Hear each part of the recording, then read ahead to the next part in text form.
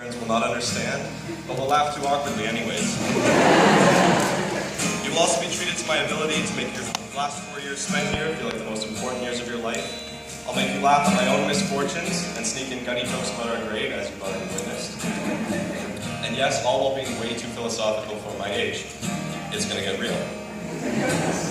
Thank you to everyone who has put me in this position to stand before you today. It is an unbelievable honor to represent a graduating class that has left such a mark on our school. But tonight, in this moment, these final minutes of our time here at Nelson, the spotlight is not mine.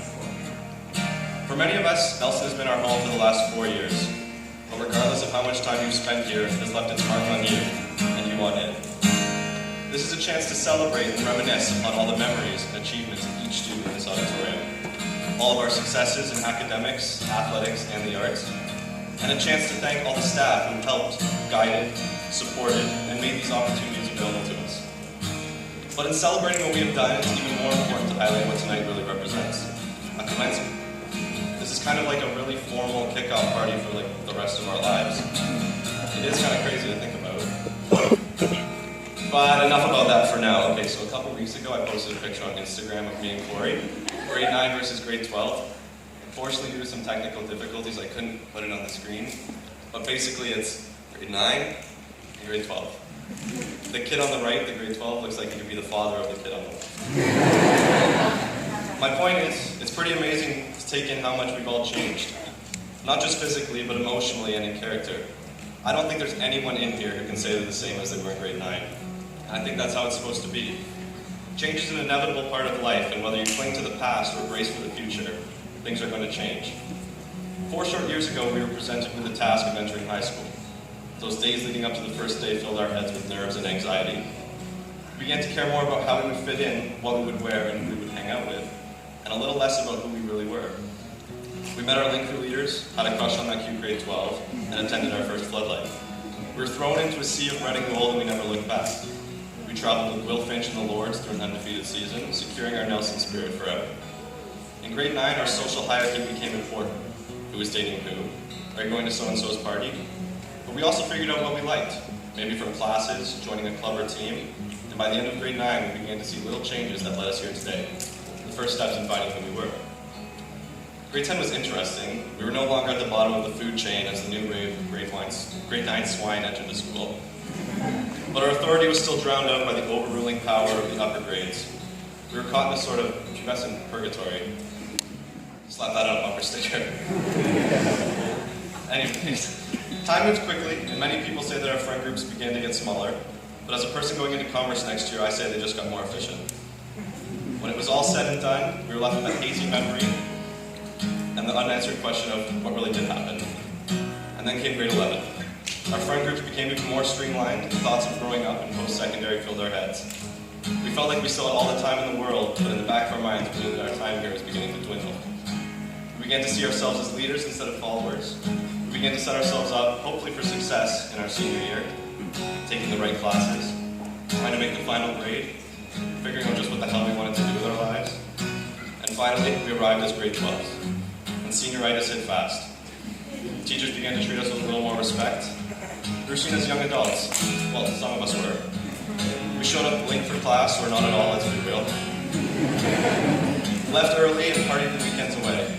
We got dressed up for prom and hung out at Silva's for a little bit after.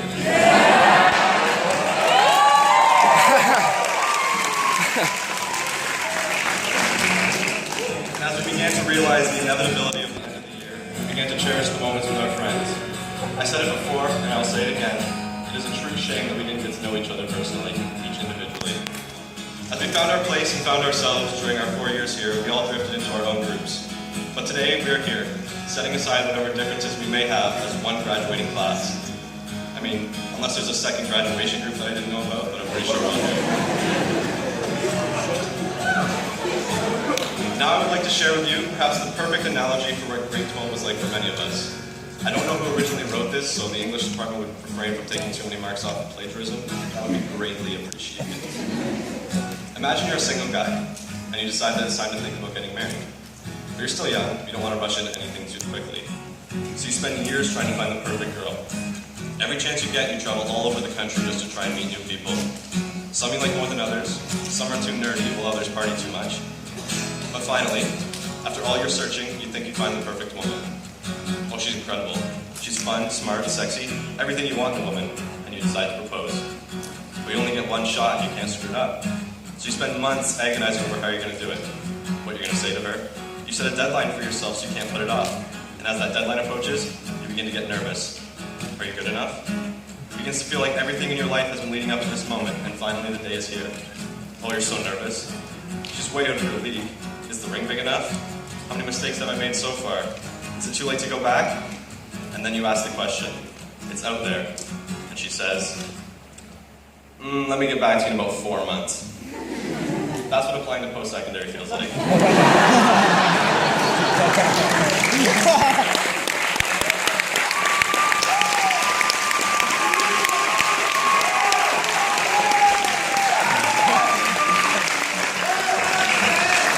Guess what? You didn't tell her about all the backup chicks that you proposed to just in case. I told you that I get way too philosophical for my age, so here it goes. Actually, you know what? I think I'd rather just speak to you guys from the heart instead of reading what I just wrote.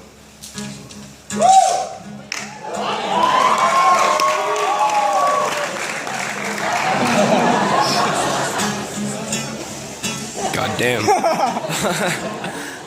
There are a finite amount of times where you get the opportunity to do something great, a chance to change your life, a surge of energy, or a surge of greatness. On the first day of grade 9, Mr. Luchner told us that there were 3 types of people.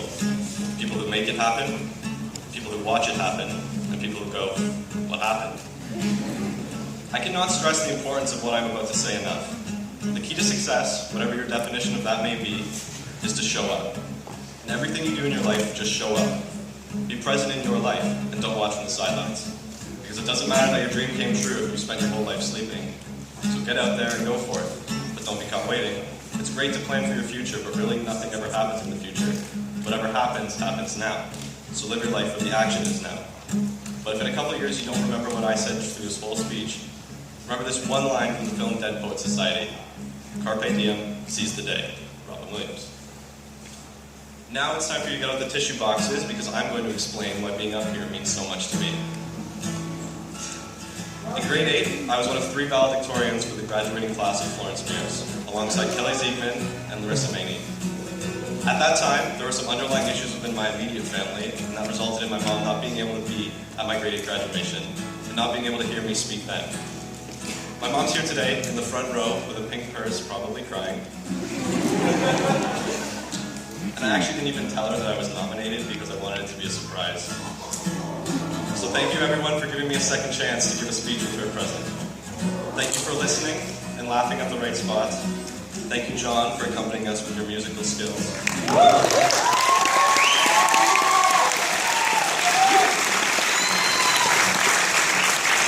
Thank you, students and teachers, for all the memories. Thank you, friends and family, for attending and helping us through these 4 years. And finally, thank you, Nelson, for being such an important part of our lives. Stay golden, Lawrence. Stay golden.